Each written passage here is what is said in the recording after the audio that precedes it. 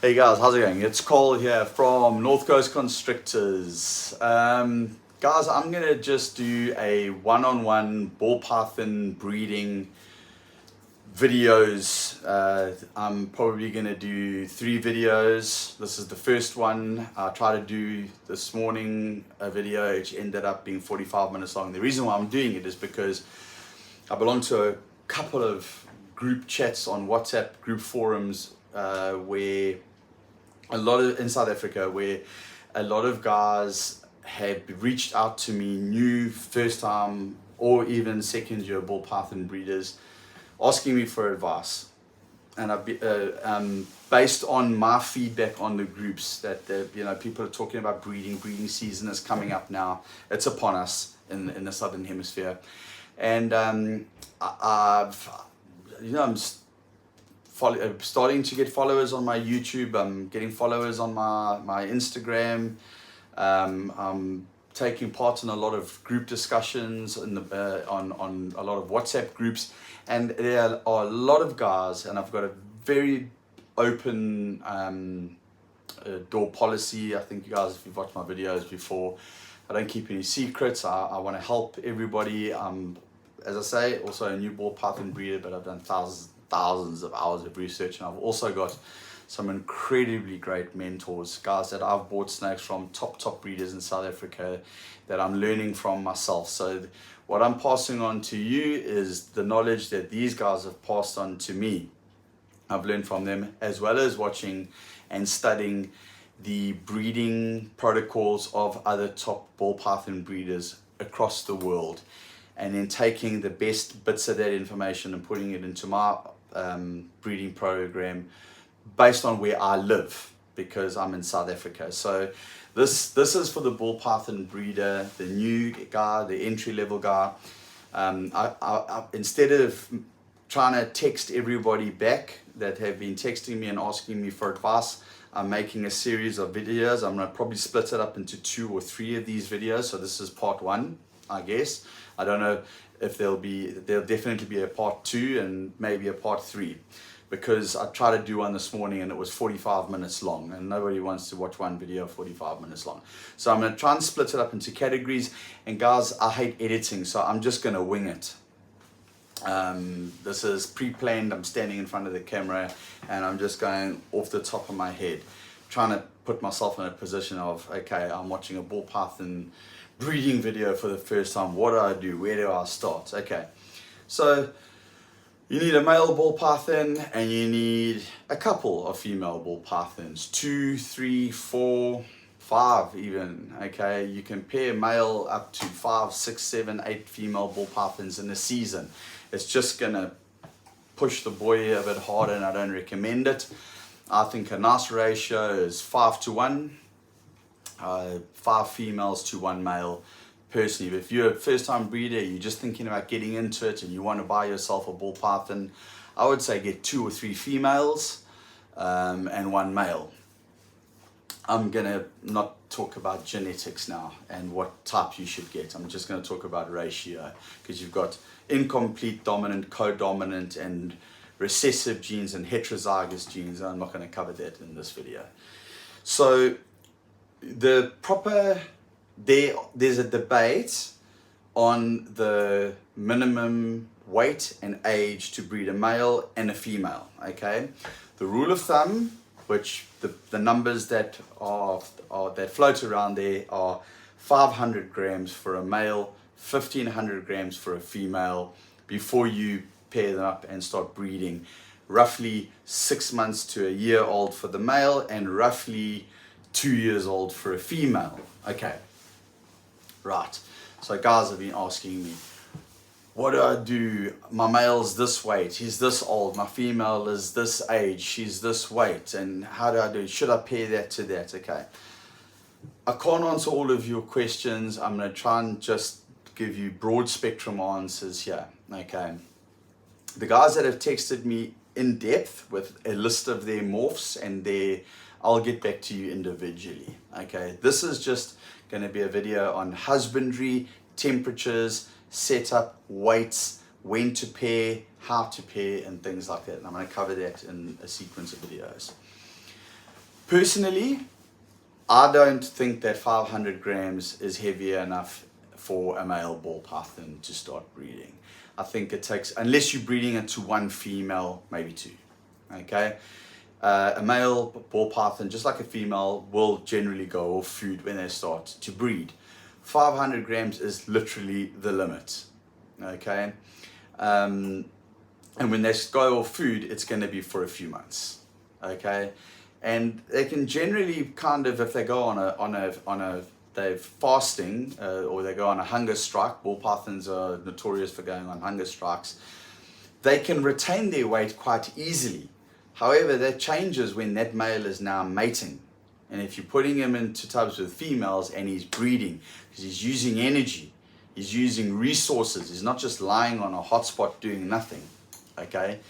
So he's going to lose weight.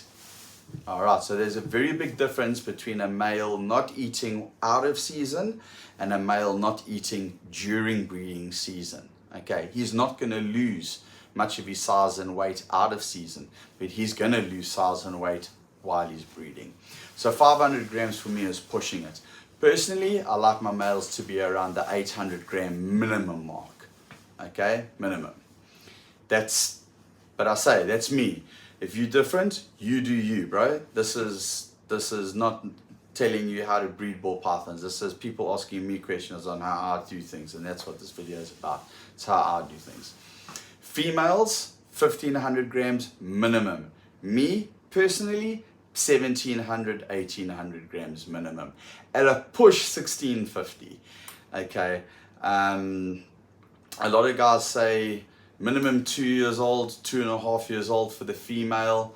I don't go on age, I go on weight. Okay. I've got females in my collection that are 5 years old that weigh 1.6 kgs, 1,600 grams, and that really kind of pushed them. They're just smaller ball pythons and they're sexually mature and they give me eggs, okay, 1,700 grams.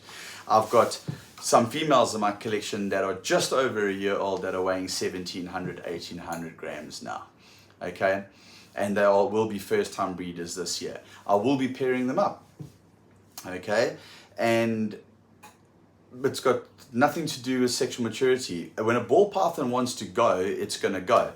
I know of ball python breeders that have had females for 5 years and didn't go.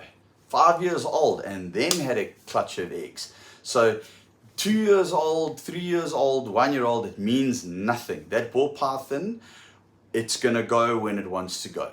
Okay, I've got females in my collection that were 3, 4 years old that bred the year before and the year before that and then didn't breed the next season.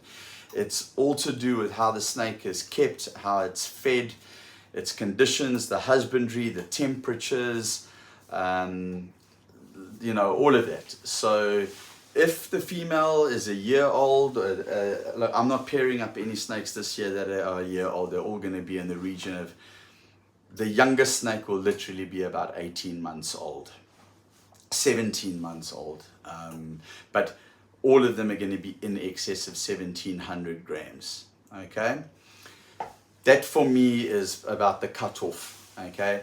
And those are, I'm talking about first time breeders. I've got 1 or 2 that are adult proven breeders that hover around the 1,600 gram mark. And they're just small ball pythons, the females, and they just won't go above that weight, and they'll give you a small clutch of eggs, 3 or 4 eggs, okay? And then I've got some giants in there that are like 4,500 grams that'll pop out 12 eggs, okay? 10 to 12 egg clutch minimum, all right? So for a first time breeder, the female, I think, should be a minimum. The rule of thumb, they say 1,500 grams. I'm saying 1,700 grams because she's, once her follicles have developed and that's taking up space in her body, in her, she's not going to have space for food. She's not going to have a place to store a rat, eat a rat and digest the rat and grow eggs. And once they fertilize, once they've reached, the follicles have reached a certain size, and the male has inseminated her and fertilized those eggs, and she goes into ovulation. So the female is going to go off food. and she's growing those eggs inside of her. Those are babies growing inside of her. Okay, so all of her fat resources, all of her energy is going into producing those eggs. So male ball python, I would say 700, 800 grams minimum. Female ball python, 1800 grams minimum. If they are lighter than that, I would say one male, one female, maybe two. Okay, and minimum 500 grams for the male, minimum 1500 grams for the female. And then you pair them up twice a month. Give them every second weekend. And that's it. And just don't put any pressure on them. Anything more than that, if the male is like, I'm pairing up males to 5 and 6 females this season, those males are all in excess of 1,000 grams. Okay, between, I would say, 950 and 1,300 grams. Big, proper 5-6-year-old boys. I've even got some first-time breeders that are sitting on the 1,100 gram mark, but ready to go and got some power, because those boys are going to go off food as well. Okay, and they're not going to eat because all they want to do is pair, and they tend to go off food. Okay, so let's have a look. Let's see, that's 11 minutes. We can do this for a little bit longer. So if you're a new ball python breeder and you want to just start doing it now, get yourself one male and I would say 3 females. Give yourself a fair chance, you know. 2 to 3 females, not 1 to 1. That's just a waste of time. You can do it if you want to, but get at least 2 females.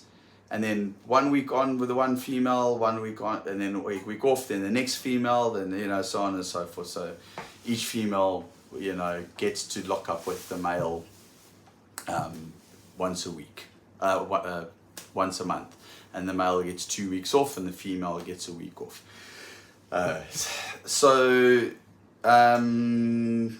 Okay, right, and then obviously the time to start pairing would be at the end of May, beginning of June, when you start introducing the males to the females. And you always take the male and you put it in the females rack. I've grown to a point now where I've got separate racks for females and I've got separate racks for males. I don't keep them in the same racks. All this whole wall here, there's even a rack behind the camera which you can't see, are all adult females, all on that side. And on that side there are all male adult breeders. And then in those tubs there, it's split half and a half of adult yearling males and yearling females. And then there's just a rack around the corner. You can only see half of it. Other rack is blocking it off. That's like a grow out rack, 10 litre tubs. There's a whole combination. Those are snakes planned for next year and the year after. And then behind you, I've got adult tubs down there and yearling snakes up there that are like a year old, and hatchling racks behind you, which you can't see. Being in KZN, it gets colder later here in winter. So this is one of the questions that is coming up from guys that are texting me. When should we start pairing? Our snakes we're locking up now. It's April. And I'm like, shit, that's too soon. Okay. But it's not really too soon if you are living in Johannesburg or Bloemfontein or somewhere right inland, far away from the coast, where the temperatures, where winter starts hitting you faster. It's much colder, because you know, we down here on the coast where I live, we still, you know, warm. It's still too warm for us to start pairing up. We are a month, 6 weeks, maybe even 2 months, 8 weeks behind you guys. Okay, so for me personally, right now we're at the beginning of April, okay, and I'm still feeding. I'm not dropping temperatures. There's guys in Joburg already, Bloemfontein, that are pairing up their snakes. They're locking. There's even some guys in KZN where I live that are already locking up snakes. That, as I say, you do you, bro. If your snakes are up to size and they're locking and they're going to pair, great. If it works for you, it works for you. For me, personally, I am still getting as much weight onto these girls as possible. I'm in an air-conditioned room here. My temperature is set, so that the ambient temperature in the room is 27 degrees Celsius. Here's my temperature for my ambient. Here are the probes. This takes the humidity reading. This takes the temperature reading. My humidity level is 75% in this room. Okay. All right. So I'll end off the video by talking this part 1 video about the correct time to start breeding, and then the second video I'll talk about the actual breeding and introduction. So for me, being on the coast in KZN, where it's more of a tropical climate and it's still warm down here, my breeding season, where I'll start introducing my males to my females, will be the end of May, beginning of June. Okay, because it's still warm here and I'm still able to feed. Because once it gets cold and we start dropping temperatures, that the sperm production goes up, and then it stimulates sperm and it stimulates follicle growth in the females the colder it gets. That's what the natural climate. So I will start dropping temperatures in this room, and I will start dropping temperatures on the hot spot. I'm going to cover that in the next video, temperatures. Okay, so the guys up in Joburg right now, if you're one of the guys that have reached out to me and you live up in the Lowveld and you're in the middle of May, beginning of April, I would say to you, don't start pairing up now, but start preparing to pair up at the end of this month, at the end of April, beginning of May. Okay, and if you're one of the top guys, you're probably not even watching me. You already know what you're doing, and you're doing it anyway, and you maybe just having a good laugh at my video now. But if you're one of the new guys and you're doing this for the first time, get your females as big as you can, because when they go off food, they go off food. So I feed and I make sure that they're up to size, because when they go off food and it's breeding time, they will not go back on food until that's over. And to get them back on food, and if they don't go for you and they're not eating, you know, it's a waste of a snake for a waste of a season. So I've got this room now set up. I've got the heat going, because we've got a cold front right now. It's cold outside, it's raining, it's miserable, it's terrible outside. It's probably 18, 19 degrees Celsius outside, but inside the snake room right now it's exactly 27 degrees. Okay, so these snakes don't even know it's cold outside. And I'm feeding tonight. I'm feeding all of these females tonight. I've got a couple of females in here that are hovering around the 1,500 gram mark. They're going to first time breeders, and I'm trying desperately in the next 6 to 8 weeks to get them up to 1,700, 1,800 grams. And that's why I say I want to start introducing my males to my females. I'm going to start cooling temperatures at the end of this month. I'm going to start dropping temperatures in May, so that it stimulates follicle growth. I've already got females that are ball wrapping, they're cool seeking, they're ball wrapping. That stimulates follicle growth in the females, and the colder it is, the males, it promotes sperm production and raises their testosterone levels and creates sperm. So you want the temperatures to drop, because that's what's good for breeding and it's good for the eggs. However, it's bad for feeding, because they don't want to eat when it's cold. So take advantage of while it's warm and get as much food into them as possible, because when you start pairing them and feeding them, they're going to stop. When you're pairing them and breeding them, they're going to stop eating. Okay, and when they stop eating, that's it until the end of the season. Some snakes, some males will eat throughout. The females will stop until they've laid their eggs. They will stop eating, and that's it. And what weight she's at is what weight she's at.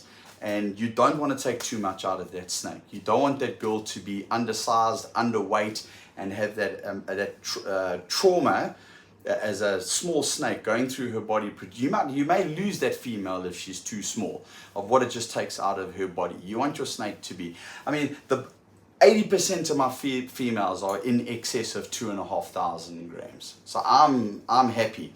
Now, the females that I've got that are under 1,600 grams at the moment, I'm not going to start introducing males to them in June. It doesn't mean, okay, come 1st of June, that's it. I'm putting any female that's under 1,700 grams, I'm not breeding this season, they're going into next year's season. No, you've got until December to pair.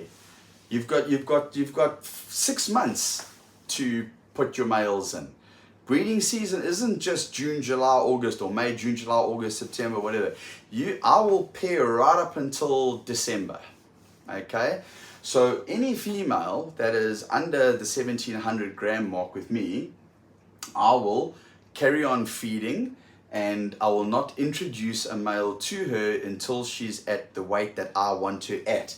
That means though, because I'm going to be dropping temperatures next month, this particular rack here is a 20 tub rack system, okay?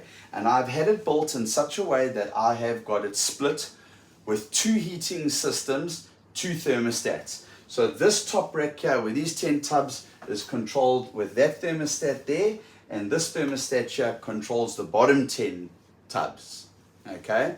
So any females that are not up to size, I'm going to put them all in the heat risers. I'm going to put all the females that are not at weight yet. I'm going to put them all in these top 10 tubs here. I won't have as many as 10, but I'll put them in the top 10 in these tubs.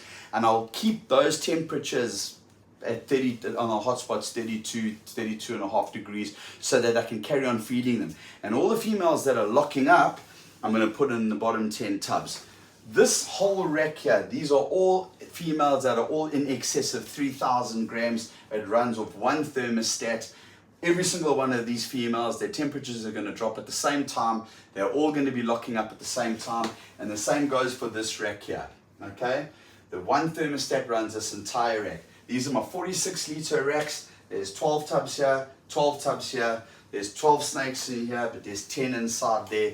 And I've got 20 inside there. Okay, the ones that are, all of these are going to lock up. I can drop all of these temperatures at the same time. I've got no issues. But the ones that haven't reached size yet, I'm going to transfer to the tubs at the top, and I'm going to keep their temperatures higher so that they eat. And when they reach their desired weight, I will then start introducing males to them, and then I will change the thermostat setting on that thermostat so that that section of the rack now, it cools down, because heat kills sperm, and whether it's in the male or the sperm is now in the female. If you keep, and also the temperatures there in my male breeding rack, you cannot have the temperatures too hot, it'll kill the sperm. So you want to drop your temperatures. The correct temperatures we're going to discuss in the next video, and whatever else comes to mind. Okay, so that was winging it on part 1 of breeding here in South Africa. Stand by for part 2.